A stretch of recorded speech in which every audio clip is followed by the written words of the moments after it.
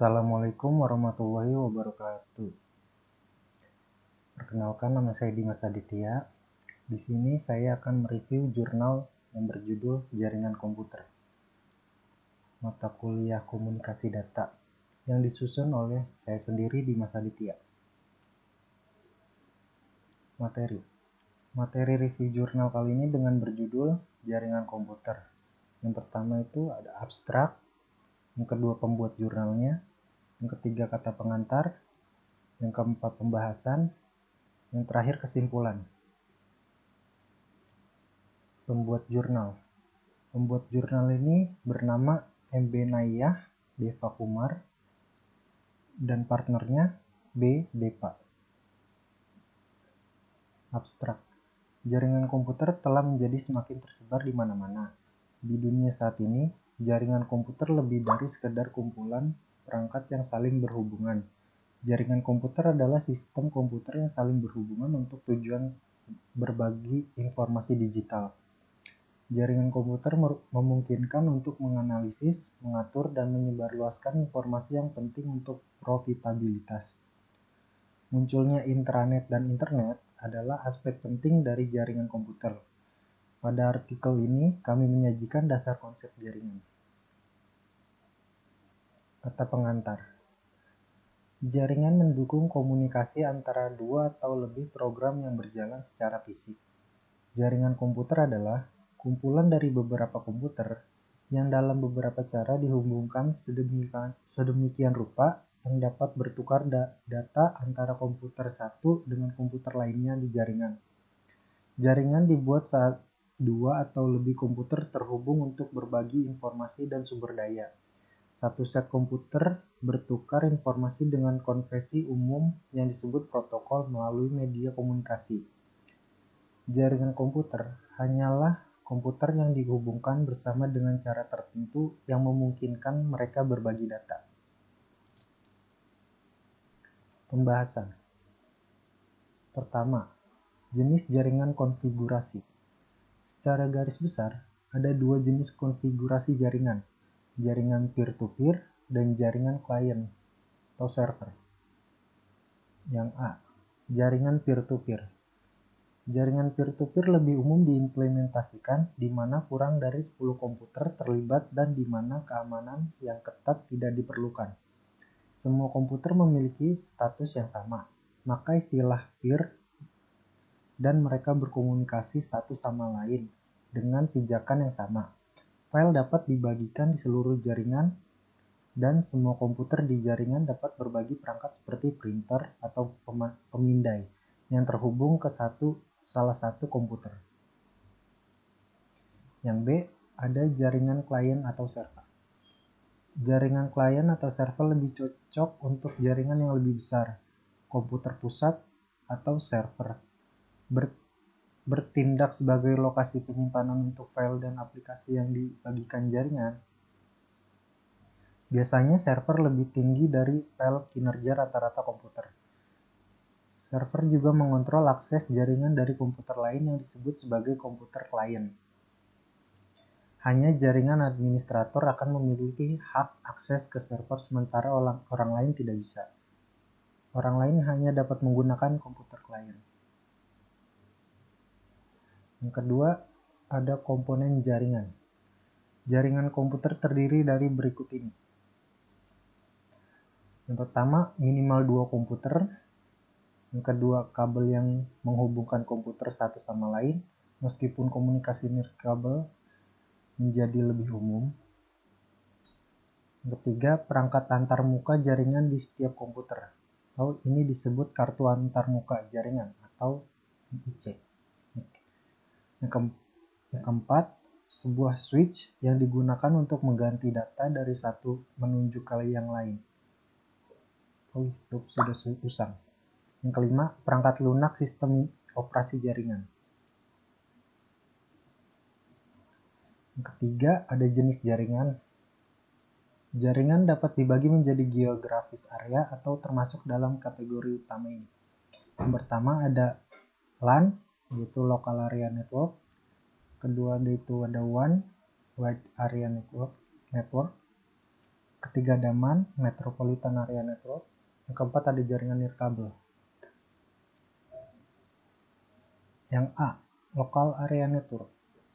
Sebutan LAN umumnya terbatas pada yang spesifik lokasi, seperti lantai, gedung atau beberapa kecil lainnya daerah. Dengan dibatasi, dalam banyak kasus dimungkinkan untuk gunakan hanya satu media transmisi atau kabel. Mereka banyak digunakan untuk menghubungkan komputer pribadi dan workstation di kantor dan pabrik untuk berbagi sumber daya. LAN berjalan dengan kecepatan 10 hingga 100 Mbps, memiliki penundaan rendah dan membuat sedikit kesalahan. Tidak pernah LAN dapat beroperasi pada kecepatan yang lebih tinggi hingga 100 Mbps. Yang B, Wide Area Network. Wide Area Network mencakup wilayah geografis yang luas daerah. Seringkali sebuah negara atau benua ini mengalihkan banyak LAN terhubung yang dapat dipisahkan oleh apa saja jarak geografis. Di sebagai besar WAN, jaringan berisi banyak kabel atau saluran telepon. Masing-masing menghubungkan sepasang router. Jika dua router yang tidak berbagi kabel dan ingin berkomunikasi, mereka harus melakukannya secara tidak langsung. Di komputer pribadi, kami menggunakan modem untuk berkomunikasi secara tidak langsung dengan orang lain. Yang C, Metropolitan Area Network. MAN pada dasarnya adalah versi LAN yang lebih besar dan biasanya menggunakan yang sama teknologi. Ini mungkin mencakup sekelompok perusahaan terdekat kantor atau kota pribadi atau publik. Di sisi lain, MAN adalah jaringan yang berjalan di seluruh wilayah metropolitan seperti tulang punggung telepon pembawa layanan. MAN hanya memiliki satu atau dua kabel dan tidak mengandung elemen switching. Yang terakhir, D, jaringan nirkabel. Notebook, laptop adalah segmen komputer yang tumbuh paling cepat di industri. Penggunaan ini menghubungkan mesin ini ke LAN kantor mereka untuk melihat data saat mereka keluar dari kantor. Karena koneksi kabel tidak memungkinkan, kita harus menggunakan jaringan nirkabel. Jaringan nirkabel adalah jenis jaringan yang tidak menggunakan kabel sebagai media transmisi data. Nah, selanjutnya yang keempat, saluran komunikasi. Beragam jenis dan bentuk saluran komunikasi. Yang pertama itu kabel fiber optik, yang kedua kabel switchwire, yang ketiga kabel koaksial, yang keempat wireless local area, yang terakhir kelima saluran satelit. Selanjutnya yang kelima, internet protokol yang biasa kita sebut IP. Untuk mengatasi masalah penakalan dengan Ethernet dan untuk memungkinkan dukungan untuk jenis LAN lainnya dan juga tautan titik puncak, protokol internet dikembangkan untuk mendukung konektivitas universal. IP menyediakan global mekanisme pengalamatan dan routing, sehingga paket sebenarnya dapat dikirim dari host manapun ke host lain. Alamat IP biasanya untuk versi 4 yang paling umum, yang kami nyatakan sebagai IPv4.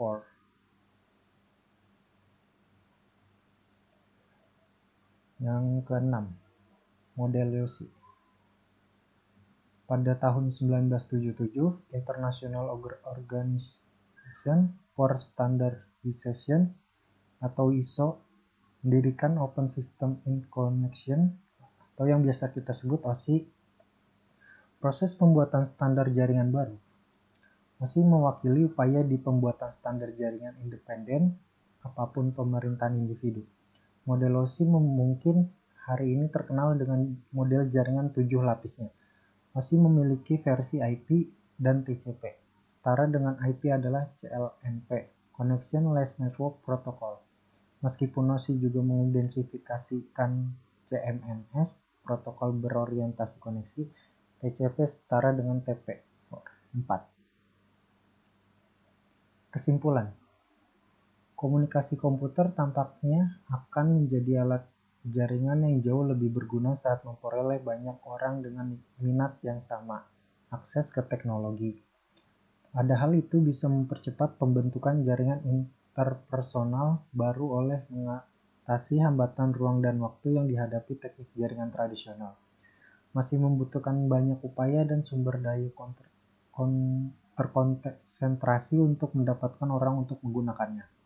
Masalah ini seharusnya menjadi semakin diminimalkan selama beberapa tahun mendatang, sebagai inovasi teknologi menjadi lebih besar di seluruh masyarakat. Mungkin itu saja yang bisa saya sampaikan tentang mereview jurnal kali ini. Kurang lebihnya mohon maaf. Sekian. Wassalamualaikum warahmatullahi wabarakatuh.